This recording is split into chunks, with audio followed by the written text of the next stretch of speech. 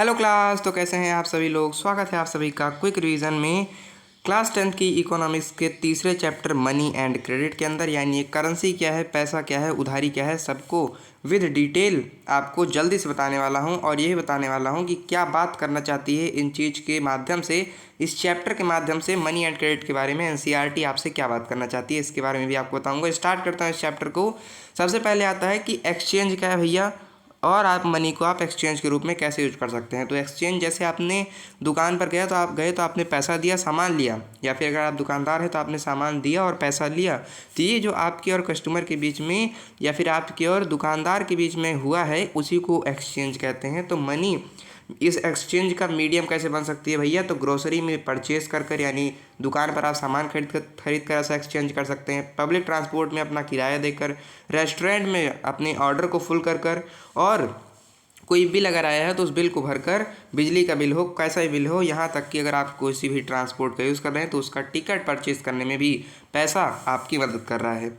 तो वो पैसा जो आज आपके लिए इतना ज़्यादा एफिशिएंट हो गया है, जो आपके आज के एक्सचेंज को इतना ज़्यादा फैसिलिटेट कर दिया है, इतना ज़्यादा एफिशिएंट बना दिया है, ये हमेशा से ऐसा नहीं था। पहले क्या था, पहले भैया डबल कोइंसिडेंस ऑफ वांट चलती थी। यानी अगर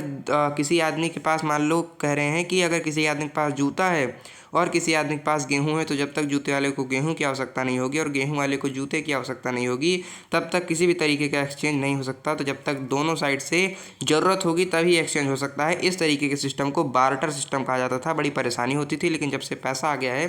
तब से बड़ी आसानी हो गई है। अब ये पैसा डायरेक्ट आपके गांधी जी तो नोट पर नहीं छप गए। पहले क्या था, पहले हम लोग अपनी ग्रेन्स को और कैटल्स को और कुछ मेटेलिक कॉइन्स को यूज़ करते थे करेंसी के रूप में। जैसे आपके यहाँ पर सबसे पहले टाइमलाइन बताओ, सबसे पहले क्या हुआ कि आदमी अनाज को एज अ मीडियम यूज़ किया, कैटल को, अपने पालतू जानवरों को। और उस समय का राजा कितना अमीर था, उसी हिसाब से वो गोल्ड के, चांदी की, या सोने के, चांदी की या तांबे के सिक्के बनवाता था, और वही सिक्के आदमी एज अ करेंसी यूज़ करता था। आज के समय में भैया क्या आ गए, हमारे पास पेपर नोट्स आ गए हैं और कुछ कॉइन्स आ गई हैं, लेकिन ध्यान रहे ये गवर्नमेंट द्वारा ऑथराइज होती हैं। गवर्नमेंट में भी स्पेसिफिकली बात करें तो हमारे भारत में रिजर्व बैंक ऑफ इंडिया है, ये क्या करता है, इशू करता है इन करेंसी को। और हमारे यहाँ की करेंसी क्या है भैया, रुपी है। ठीक है, हमारे यहाँ की करेंसी रुपी है। इस तरीके का इसका सिंबल हुई होता है, आपको पता होगा। तो अब अगर आपके पास पैसा वाला आपको सब समझ में आ गया है, तो आपको एक और आपको एक तरह से मान लीजिए फैसिलिटी दी जाती है कि मान लीजिए आप जो भी पैसा आपको मिला, सारी करेंसी आपने बेहतरीन तरीके से यूज़ की, अर्न की, और अब उसको पूरा यूज़ करने के बाद अगर आपके पास कुछ कैश एक्सेस बच रहा है, यानी आपकी ज़रूरत से ज़्यादा अगर आपको पैसे मिल रहे हैं, और मतलब जो भी आपको पैसा उसको आप किसी तरीके से यूज कर ज़्यादा पैसे बचा पा रहे हैं, तब आप उसको बैंक में डिपॉजिट कर सकते हैं। यानी एक ऐसी जगह जहाँ पर आपका पैसा सुरक्षित रहेगा। इस तरीके की फैसिलिटी आपको दी जाती है और उसको बैंक कहा जाता है। सब लोग जानते हैं इसके बारे में।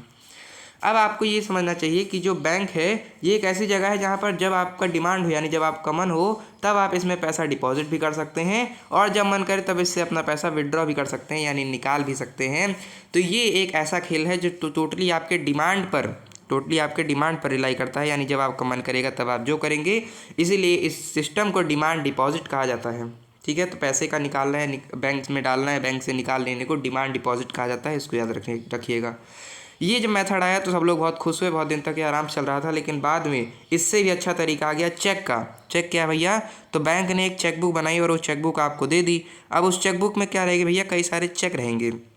आपको अगर ज़रूरत है, किसी आदमी को देना है, पैसे देने हैं, तब आप उसमें अपना कुछ डिटेल लिख देंगे, उसमें आप उसका कुछ डिटेल लिख देंगे, साइन कर देंगे, और अपने अकाउंट का नंबर इत्यादि लिख देंगे। ये सब लिख कर आप जब उस आदमी को देंगे, तब वो जाकर अपने यहाँ बैंक में कह देगा, भैया ये लो, इस आदमी ने, मान लो प्रेम कुमार को देना है पैसे सलीम को, तो सलीम के लिए वो प्रेम कुमार ऐसे चेक लिख देगा। सलीम जाकर इसको अपने बैंक में दिखा देगा, और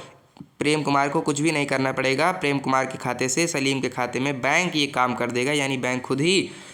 एक अकाउंट से दूसरे अकाउंट में डाल देता है। तो जब से चेक सिस्टम आया, तब से ये जो डिमांड डिपॉजिट का सिस्टम था ये बहुत ही ज़्यादा मुश्किल लगने लगा, क्योंकि चेक बहुत आसान हो गया। क्योंकि इसमें क्या था, क्योंकि चेक के सिस्टम में डायरेक्ट पेमेंट हो जाती थी, यानी एक आदमी के अकाउंट से दूसरे अकाउंट में चला जाता था। ये काम बैंक ही कर देता था, यानी आपको कुछ नहीं करना पड़ता था। तो आज के समय में डिमांड डिपॉजिट का सिस्टम और करेंसी ठीक है। ये दोनों सिस्टम, ये दोनों चीज़ें जो मिल कर क्या कर रही हैं, हमारे यहाँ एक मॉडर्न मनी के रूप में काम कर रही हैं। यानी डिमांड डिपॉजिट से निकलने वाला मनी यानी आपकी करेंसी और आपका चेक जो कि करेंसी के रूप में यूज़ होता है, ये दोनों मिलकर आपकी एक मॉडर्न इकोनॉमी बना रहा है, एक मॉडर्न सिस्टम बना रहा है आपके पैसों के लिए। इस सिस्टम को मैनेज कौन करता है, सिस्टम को कंट्रोल कौन करता है? कंट्रोल तो आरबीआई करता है, लेकिन इसको मैनेज करने का काम चाहे वो डिमांड डिपॉजिट का सिस्टम हो, चाहे वो चेक पेमेंट का सिस्टम हो, इस दोनों को कंट्रोल करता है एक इंस्टीट्यूशन जिसका नाम है आपका बैंक। अब बैंक कितना मेहनत करता है तो इसके बारे में थोड़ा ये जान लेते हैं। तो बैंक की लोन एक्टिविटी के बारे में ये जान लेते हैं। तो लोन एक्टिविटी में क्या होता है, जब भी बैंक कोई भी पैसे का लेन देन करता है तो वो ये बात इंश्योर करता है कि भैया कितना ही पैसा आ जाए, कितना ही पैसा चला जाए, लेकिन महाशक्तियों को ये जरूर ध्यान रहे कि 15% कैश जो है मेरा, 15% कैश हमारे पास बचा रहे। इस 15% कैश को क्या करोगे तुम, इसको बैंक लोन एक्टिविटी में दे देता है, यानी लोन दे देता है उन इंडिविजुअल्स को या फिर उन बिजनेसमैन को, उन बिजनेस ग्रुप को जो कि क्या करना चाहते हैं, जो कि इकोनॉमिक एक्टिविटी खड़ी करना चाहते हैं, यानी कोई ऐसा इकोनॉमिक काम करना चाहते हैं जो उनको पैसे देगा। तो मान लीजिए कोई बोरोवर है और उसको पैसे दे दिए बैंक ने, एक तो 15% पैसे का ये करता है। इस हिसाब से आपको ये समझ में आ रहा होगा कि डिपॉजिट से इसको पैसे मिले, उसमें 15% बचाकर बैंक ने जो काम किया, इसका मतलब हम ये समझ गए हैं कि भैया हमारा बैंक जो है मीडिएटर की तरह काम करता है, यानी बिचौलिए की तरह काम करता है। ठीक है, इसीलिए हमारा जो बैंक है ये एज अ मीडिएटर, इंटरमीडिएटर काम कर रहा होता है डिपॉजिटर की और आपके बोरोवर के बीच में। ठीक है, इसमें होता क्या है कि इसमें बैंक को पैसा कहाँ से मिलता है भैया, ये भी जानना बहुत ज़रूरी है। तो ये जानना ज़रूरी है बैंक को पैसा कहाँ से मिलता है। तो ये क्या है भैया बैंक को पैसा मिलता है जब आपने डिपॉजिट किए पैसे, मान लीजिए, तो आप डिपॉजिटर हो गए, बीच में आ गया आपका बैंक, ठीक है, और बैंक के सामने है बोरोवर। अब बैंक क्या करता है, इस बोरोवर को ज़्यादा इंटरेस्ट पर लोन देता है, मान लीजिए 10% के इंटरेस्ट पर लोन दे दिया, और इधर ही क्या करता है, डिपॉजिटर को कम परसेंट के इंटरेस्ट पर इससे लोन लेता है, लोन नहीं, इससे पैसे इसके रखता है, मान लीजिए केवल 5% के इंटरेस्ट पर रखा। इससे हुआ क्या कि बैंक को बोरोवर से ज़्यादा पैसे मिलते हैं, लेकिन डिपॉजिटर को कम ही पैसे वापस देने पड़ते हैं। एक्स्ट्रा की बात करूँ अगर, तो इससे होता क्या है कि इसको जो 10% इसने दिया था, इससे जब आप माइनस कर देंगे डिपॉजिटर को दिया हुआ पैसा, तब जो आपका 5% का समझ सकते हैं पैसा बनकर आया है, ये फ़ायदा कर रहा होता है बैंक को, और यही जाती है बैंक की सारा अर्निंग बनती है बैंक की, यही सारी चीज़। ठीक है, तो हमने क्या जाना कि हाई इंटरेस्ट देते हैं लोन पर, किसके मुकाबले, डिपॉजिटर के मुकाबले, क्योंकि डिपॉजिटर से कम इंटरेस्ट पर लेते हैं। इसको सब्ट्रैक्ट करने के बाद, यानी इसका डिफरेंशिएट निकालने के बाद, इन दोनों लोन्स का और डिपॉजिट का डिफरेंशिएट निकालने के बाद जो पैसा बनता है, वही इनकी इनकम है, वही इनकी अर्निंग है, वही इनकी यहाँ का तनख्वाह जाती है। अब दो क्रेडिट सिचुएशन जानते हैं हम लोगों ने, लोन के बारे में, क्रेडिट के बारे में बहुत अच्छे से अब समझ लिया है। अब हमको जानना है दो क्रेडिट सिचुएशन, जिससे हम ये पता कर पाएंगे कि क्या सच में ये लोन सबको फ़ायदा ही करता है या किसी को नुकसान भी करता है। तो आपकी बुक में दो नाम दे रखे हैं, एक है सलीम और एक है स्वप्ना, यानी सपना। ठीक है, सलीम कौन है भैया, सलीम एक शू मेकर है। इसके साथ क्या होता है, इसको 3000 जोड़ी जूतों का, इसी तरीके से 3000 जोड़ी जूतों का आ जाता है ऑर्डर, और फिर इसके लिए क्या करता है, इसके लिए कई सारे एम्प्लॉय हायर करता है जो इसके जूते बनाएंगे। ये चमड़े उधार पर लेता है प्रेम कुमार से, ठीक है, और साथ ही बैंक से भी लोन लेता है। जब इसके जूते बन जाते हैं, जूतों को दे देता है, खूब सारे पैसे पा जाता है, इससे ये अपने एम्प्लॉयज़ को भी पैसा दे देता है, प्रेम कुमार जो चमड़े वाला था उसको ही पैसे वापस कर देता है, और बैंक का भी उधार वापस कर खुद भी बहुत सारा पैसा कमाता है। इससे आपको ये देखने को मिला कि सलीम के लिए क्या किया भैया, सलीम के लिए क्रेडिट ने एक पॉजिटिव इम्पैक्ट डाला है। क्रेडिट ने इसकी प्रोडक्शन कॉस्ट को क्या कर दिया है, इन्हेंस कर दिया है, यानी अब इसकी जो अर्निंग है बहुत ज़्यादा बूस्ट हो गई है, खूब सारा पैसा मिला, खूब मज़ा आ गया। दूसरी तरफ हम क्रॉप की बात करें तो यहाँ पर हम देखते हैं कि स्वप्ना का एग्जांपल, स्वप्ना बेचारी एक फार्मर है जो कि क्या करती है, अपने खेत को बोने के लिए, जब सीज़न आता है खेत बोने का, तब ये अपने इक्विपमेंट्स के लिए, फर्टिलाइज़र्स के लिए और खेती में यूज़ होने वाले सिंचाई, जुताई, सब बुआई, इन सभी कामों के लिए क्या करती है, पैसे लेती है उधार बैंक से। लेकिन होता क्या है, जैसे ही इसका फसल बिल्कुल बनने वाली होती है, एकदम कटने वाली होती है, तभी क्या हो जाता है, बहुत बेहतरीन मतलब बहुत ख़राब तरीके से तूफान आ जाता है, मतलब एनवायरमेंटल कंडीशंस के कारण इसका पूरा खेत बर्बाद हो जाता है, और ये चली जाती है डेब्ट ट्रैप के अंदर, यानी एक ऐसे सिस्टम में चली जाती है जहाँ पर इसके पास खुद कमाने के तो पैसे है ही नहीं, बल्कि इसको एक्स्ट्रा पैसे देने हैं बैंक को जहाँ से इसने लिया था। अब ये चली गई है डेब्ट ट्रैप में, और डेब्ट ट्रैप एक कंडीशन, इसको आपको याद रखना है, जहाँ पर आदमी फंस जाता है इसके जाल में, जितना उसके पास पैसे भी नहीं होते और उसको पैसे वापस भी करने रहते हैं। तो इस डेब्ट ट्रैप से बचने के लिए स्वप्ना को क्या करना पड़ता है, अपना 2 हेक्टेयर का खेत बेचारी को बेचना पड़ता है। ठीक है, तो यहाँ पर आप देखते हैं कि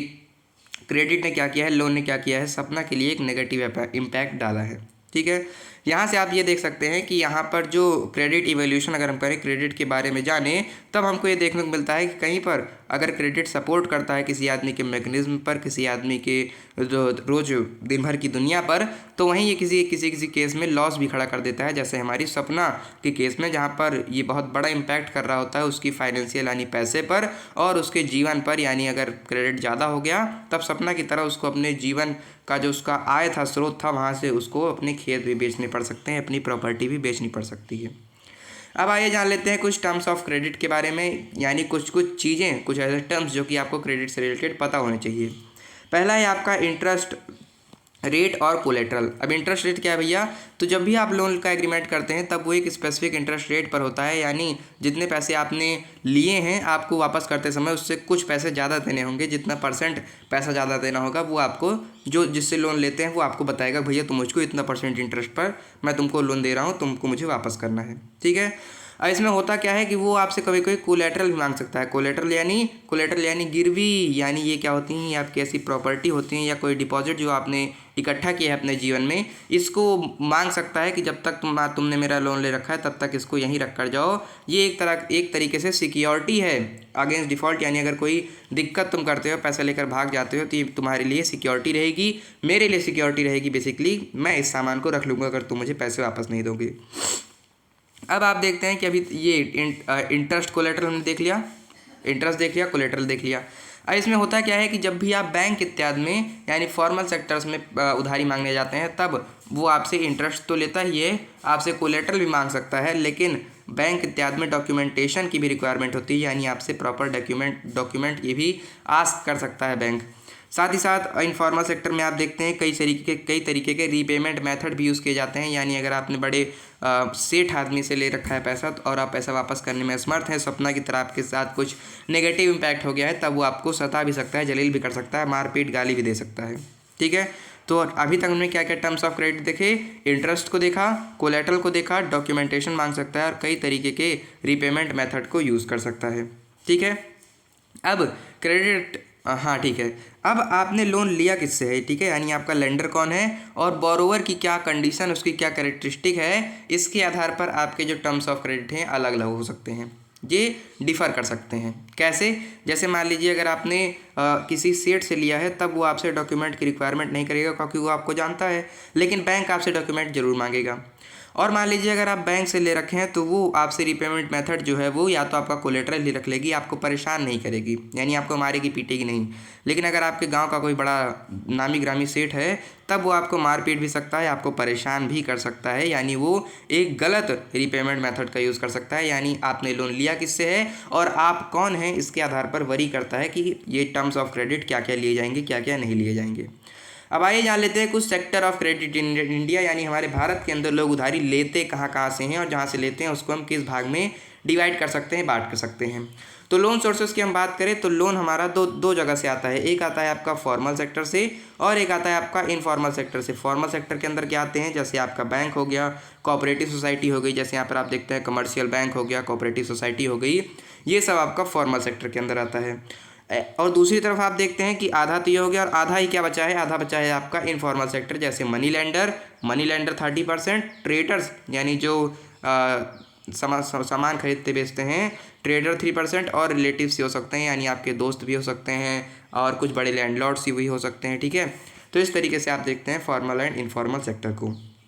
अब अगर आप फॉर्मल सेक्टर से काम करते हैं तब कुछ रेगुलेशंस आपके लिए यानी आपको प्रोटेक्ट करने के लिए कुछ व्यवस्थाएं बनाई गई हैं, जैसे जो आपका reserve bank of India RBI है, ये सभी फॉर्मल लेंडर्स को यानी वो सभी इंस्टीट्यूशंस, वो सभी जगह जहां से आपने फॉर्मली पैसा लिया है यानी आपका बैंक और कोऑपरेटिव्स, इन पर नज़र रखती है आपकी RBI। क्यों ये ऐसा करती है, जिससे आपको परेशान तो नहीं कर रहे, कहीं वो आपको चोट तो नहीं पहुँचा रहे, कोई गलत मीन्स ऑफ रिपेमेंट का मेथड तो यूज़ नहीं कर रहे हैं आपसे।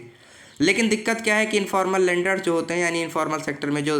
देते हैं वो बिना किसी सुपरविज़न के उनको ऑपरेट करते हैं। यानी अगर आप अपने गांव के सेठ से आकर पूछेंगे क्यों भाई कोई देख रहा है तुझको कि तुम मुझको परेशान कर रहे हो, नहीं तो कहेगा भैया मैं ही मालिक हूँ। ठीक है, तो वहीं जहाँ पर फॉर्मल सेक्टर के ऊपर नज़र रखता है आरबीआई कि कहीं वो कुछ गलत तो नहीं कर रहा है, वहीं इनफॉर्मल सेक्टर के ऊपर किसी भी तरीके का सुपरविज़न नहीं होता है।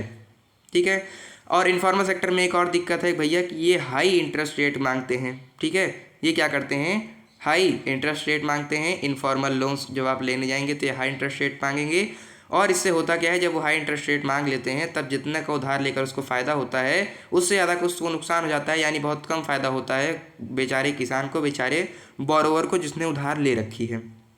ठीक है, आगे देखिए, आगे आप देखते हैं कि इसीलिए हमको क्या है, अब ये परेशान भी करते हैं इनफॉर्मल सेक्टर वाले, बहुत ज़्यादा क्या मांगते हैं, बहुत ज़्यादा इंटरेस्ट भी चार्ज करते हैं। बस वही एक दिक्कत है कि आदमी को उतना ज़्यादा पर्सनली इनको जानता है और डॉक्यूमेंटेशन उसके पास प्रिपेयर होते नहीं हैं, इसीलिए क्या होता है आदमी ज़्यादातर इनफॉर्मल सेक्टर में गाँव में मांग लेते हैं। ठीक है, अब इसी चीज़ को ये जो हाई इंटरेस्ट रेट से परेशान है आदमी और बहुत सताया जा रहा है, इसी को रोकने के लिए हमको ये ज़रूरी है, ये नीड है इसकी कि फॉर्मल सेक्टर यानी जो फॉर्मल सेक्टर ऑफ क्रेडिट है इसको हमको इंक्रीज़ किया जाए। ठीक है, अब इससे अगर हम लोग इंक्रीज़ कर देंगे स्पेशली कहाँ पर, गांव के क्षेत्र में, क्योंकि गांव के क्षेत्र में लोग इतना जागरूक होते नहीं हैं और वो फॉर्मल सेक्टर से ना मांग कर इनफॉर्मल सेक्टर से पैसे लेते हैं। ठीक है, तो स्पेशली रूरल एरियाज़ में क्या होगा, जिससे रूरल एरियाज़ में अगर हम लोग फॉर्मल सेक्टर को क्या करेंगे, बढ़ा देंगे, इंक्रीज़ कर देंगे, यानी बैंक और कोऑपरेटिव सोसाइटीज़ को बढ़ा देंगे, तो इससे क्या होगा, इससे जो बेचारे किसान लोग, बेचारे गरीब लोग इनफॉर्मल क्रेडिट पर रिलाई करते हैं, इनफॉर्मल क्रेडिट पर निर्भर हैं, वो थोड़ा सा कम हो जाएगा, यानी इनकी परेशानी थोड़ी कम हो जाएगी। अब इसके बाद जब आप फॉर्मल सेक्टर मान लीजिए ले भी आए, तब भी आपको ये चीज़ इंश्योर करनी पड़ेगी कि चाहे वो बहुत बड़ा कोई बड़ा रिच हाउस होल्ड हो, चाहे वो कोई गरीब आदमी हो, उसको जब भी लोन दिया जाए, जब भी उसे किसी तरीके का क्रेडिट दिया जाए, तब वो क्या किया जाए, तो ये इंश्योर किया जाए कि बिल्कुल फेयर एक्सेस हो सभी तरीके के लोगों को फॉर्मल लोन्स के लिए, यानी फॉर्मल क्रेडिट के लिए, चाहे गरीब हो चाहे अमीर हो, सबको समान व्यवहार से, सबको समान तरीके से लोन दिया जाए। ठीक है, अब इसी चीज़ को अब गांव में भी आप समझ सकते हैं कि शहर में जैसे कोऑपरेटिव सोसाइटी होती है जो बहुत ज़्यादा मदद करती है लोगों की उधारी में, उसी तरीके से गांव के अंदर चूंकि लोग उतना ज़्यादा जानते नहीं हैं बैंक इत्यादि को, इसीलिए हमारे यहाँ सेल्फ हेल्प ग्रुप होते हैं। ठीक है, आप देखते हैं कि जो पुअर हाउस होल्ड हैं ये क्या करते हैं, बेसिकली जानते नहीं रहते हैं, मतलब ये ज़्यादातर रिलाई करते हैं इनफॉर्मल सोर्स ऑफ क्रेडिट पर। क्यों, क्योंकि भैया सबसे पहले तो इनके गांव में उतना ज़्यादा बैंक ही नहीं है, इनके गांव में उतना ज़्यादा वही फॉर्मल सेक्टर ही नहीं है, तो कहाँ से लेंगे। और मान लीजिए इनके यहाँ हो भी गए तो इनको बहुत ज़्यादा डिफ़िकल्टी होती है बैंक से लेने में। क्यों, क्योंकि बैंक बार बार इनसे बहुत सारे डॉक्यूमेंटेशन मांगता है जो कि बेचारे गरीब के पास होते नहीं हैं, और कोलेटरल कहाँ से देगा जहाँ पर उसके खुद ही खेत बेकार पड़ा हुआ है, वो बेचारा आपको गिरवी कहाँ से कुछ रखने के पास उसके लिए होता ही नहीं है, इसीलिए फॉर्मल क्रेडिट से ले ही नहीं पाते लोन। एक और कारण है कि जो किसान हैं उनको क्या रहता है भैया, वो जो इनफॉर्मल सेक्टर के मनी लेंडर उनको अच्छे से जानते भी हैं, तो इसीलिए उनको थोड़ा आराम भी रहता है वहाँ पर। बाकी बैंक में आप देखते हैं कि इतनी ज़्यादा हमारे यहाँ दिक्कतें खड़ी हो जाती हैं, इसीलिए जो पुअर हाउस होल्ड है, गरीब किसान लोग हैं या फिर कोई गरीब है, वो यहाँ पर इनफॉर्मल सेक्टर पर ही रिलाई करता है। अब इसका फ़ायदा उठाकर मनी लेंडर क्या करते हैं भैया, पहली बात तो मनी लेंडर कहते हैं कि हाँ तुमको वहाँ पर कोलेटरल देना पड़ रहा है ना, मैं तुमको विदाउट कोलेटरल मैं तुमको क्या कर दूंगा, विदाउट कोलेटरल विदाउट डॉक्यूमेंटेशन मैं तुझको क्या दे दूंगा, लोन दे दूंगा। लेकिन इसी के पीछे पीछे ये क्या करते हैं भैया, बहुत हाई इंटरेस्ट रेट मांगते हैं, और अगर वो दे नहीं पाता है तो उसको बहुत परेशान भी करते हैं।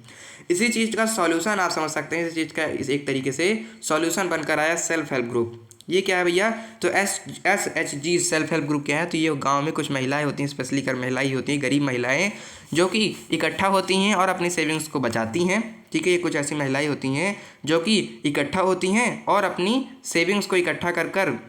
सब पहले कुछ निश्चित समय पर इकट्ठा होती हैं, और वहाँ पर जब वो इकट्ठा होंगी तब अपनी सेविंग्स को सामने लाएंगी, और उन सभी महिलाओं में जो ऐसी महिला होगी जिसको उस समय लोन की ज़रूरत होगी, उसको वो सब उन पैसों से लोन दे देंगी, और बिल्कुल अप्रोप्रिएट जितना चाहिए उतना ही ज़्यादा उतना ही इंटरेस्ट पर उसको लोन देगी। बहुत कम ज़्यादा नहीं, मतलब बहुत ज़्यादा नहीं करेगी, परेशान नहीं करेंगी उनको। ठीक है, तो आप देखते हैं कि सेल्फ हेल्प ग्रुप क्या है भैया, एक तरीके से आप कह सकते हैं ट्रेडिशनल बैंक है, यानी गांव के बैंक की तरह काम करता है। यहाँ पर महिलाएं क्या करती हैं, अपनी जो सेविंग्स हैं उसको सामने लाती हैं, और जो स्मॉल लोन्स है, छोटे लोन्स होते हैं, उसको क्या करती हैं, उनको अपनी मेंबर्स को बहुत लो इंटरेस्ट रेट पर क्या करती हैं, देती हैं। ठीक है। इससे होता क्या है भैया कि जो हमारी महिलाएं हैं वो फाइनेंशियली यानी पैसों के मामले में बहुत ज़्यादा मजबूत हो गई हैं, और साथ ही साथ जब वो साथ में मिलती हैं तो अगर उनके परिवार में यानी उनके मेंबर्स के परिवार में कोई उनका पति शराब पीकर उनको मार रहा है या कोई बहुत ज़्यादा